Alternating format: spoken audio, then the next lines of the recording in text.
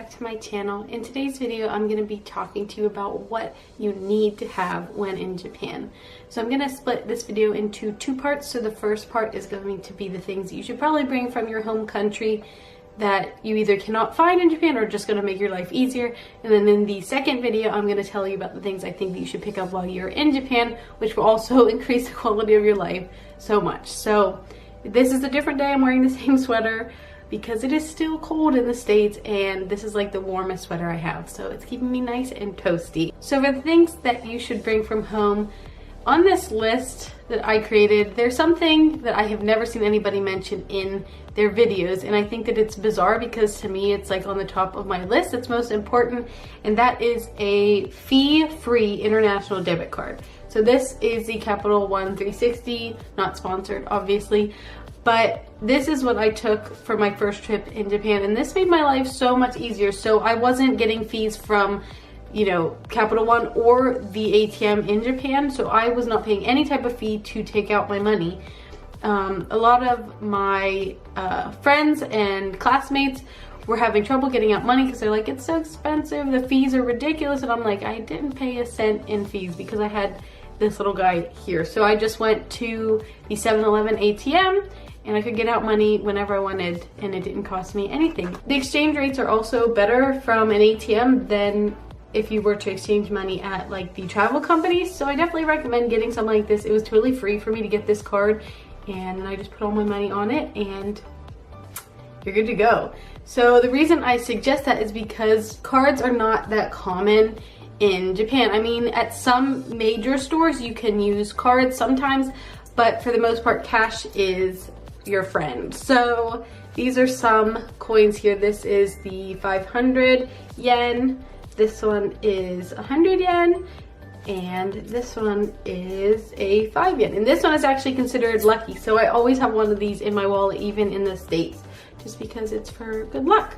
So definitely get something that allows you to take out money without charging you a crazy amount of money, because who wants to spend their money on fees when you could be spending it on something much more fun, like good food. The next item that I highly recommend and that saved my life when I was in Japan is a large backpack. So this is just my Kanken.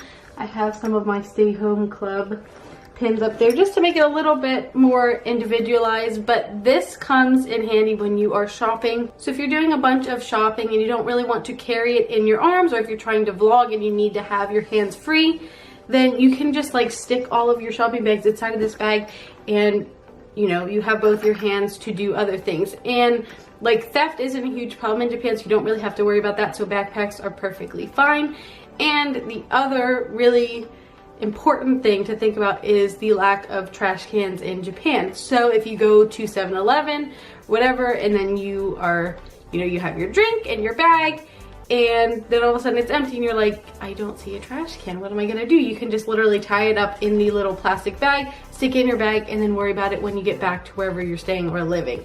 So I cannot recommend a backpack enough. This is a must-have for me. When in Japan, you're most likely going to be doing a lot more walking than usual. I know that I was doing probably at least 3+ miles a day, and that was probably like on a slower day. So I would recommend bringing your comfiest shoes that you have, because you are going to walk so much, your feet are going to hurt. Even when you have comfy shoes, your feet are probably gonna still be a little sore if you're not used to moving around that much. I know that I wasn't.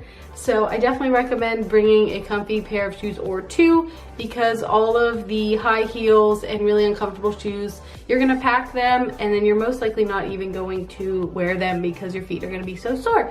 So bring a pair of comfy walking shoes.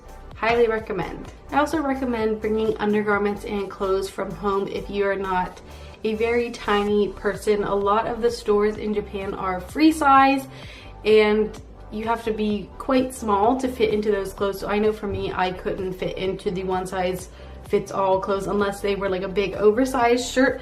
So if you have clothes obviously that you really like, don't expect that you're gonna fit into every single store if you're a little bit larger like I am.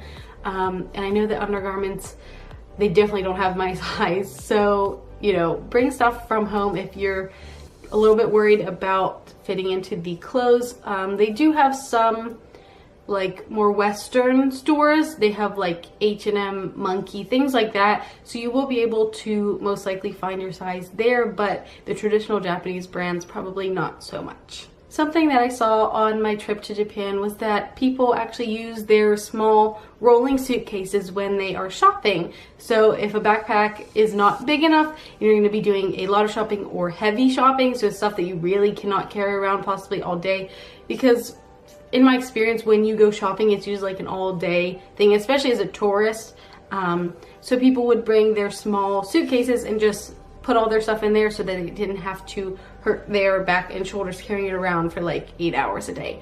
So that's also an option for, you know, more touristy things or just heavy purchases. If it's not super close to where you're living, then that could be an option as well. This is definitely geared towards those who are staying in Japan long term, but I would recommend bringing hobby products. So if you are an athlete, if you like to go to the gym, bring your workout clothes, bring your sports equipment. For me, I will be bringing my planners so that I can document my journey, which I also think is important, some type of way to document your trip. But I think, especially for long-term visitors, it's nice to have something that is familiar when everything else is so new, and definitely experience all the new things, like really get involved and try out things that you have never heard of before. But sometimes when you're feeling a little overwhelmed and you just want some familiarity, bring your hobbies and then do that. So if that's sports, if it's planning, if it's whatever that may be, bring something that allows you to still continue your hobbies even in Japan. On the topic of documenting your journey, I would definitely bring a camera. Unfortunately, I'm filming on mine right now, so you can't see it, but also a phone would be fine, just because you're gonna wanna take so many photos and videos. I don't think you can ever take too many while you're there. When I look back at the photos and videos I have, like, I had hundreds of them, and I'm like, I still wish I had taken more photos. So I really don't think you can overdo it with the photos and the videos, because those are memories you're gonna wanna cherish and look back at, and it's so fun to do that. So if you don't have a camera, if you're not like into vlogging or YouTube, then your phone will do just fine as well. And this is just important for many, many reasons, so definitely bring your phone. Another thing that many others have mentioned is bringing medications you cannot live without. So for me, I have allergies, and I have chronic like headaches and migraines and things like that. So things like this help so much. Advil liquid gels are my favorite. I can't even use regular like Advil tablets. I have to have these ones. So that's why I went to Costco. I picked up a pack of these so that I would have these. These just work so much faster, and if I have a headache or a migraine, I need it to work right now. So if there is a medication that you absolutely cannot live without, I would recommend probably bringing a bottle or two, just because you don't really want to be without it and be in pain or have allergies or whatever it is that your medication is for. And the last thing that I can recommend is bringing small headphones. So you're going to most likely be using the train a lot if you are not right next to wherever you're working, going to school, traveling. So to have small headphones like this is awesome for the trains. You're most likely going to want to listen to music or just relax if you're having a long train ride especially. So having something nice and compact like these, you can just pop into yours, and everybody else has their headphones in as well, because you're not really supposed to talk on the train. It's like a quiet space, so you can just pop your headphones in, stay quiet, and just enjoy your journey there. So I definitely recommend bringing something like this, especially if you are a solo traveler like myself. Alright, so those are the things I think that you should bring to Japan from your home country. Is there anything on this list that I forgot? If you think so, please leave a comment down below so you can help out others decide what they need as well.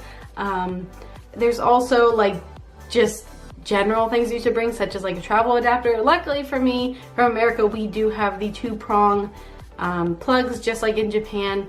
Unfortunately, like some of my larger things like my hair dryer or like my straightener don't have that, but I recommend just buying that when you get to Japan anyway. So if you are from a country that has different plugs, then I would recommend getting a travel adapter, obviously. So thank you guys so much for watching this video. Stay tuned for part 2, which is the things that you should buy when you're actually in Japan that will make your life a lot easier. So that video will be coming out shortly. Thank you guys again so much for watching this video. Make sure to like if you enjoyed, subscribe to stick around for more videos, and check out my other videos if you haven't already. I'll see you guys in the next one. Bye bye!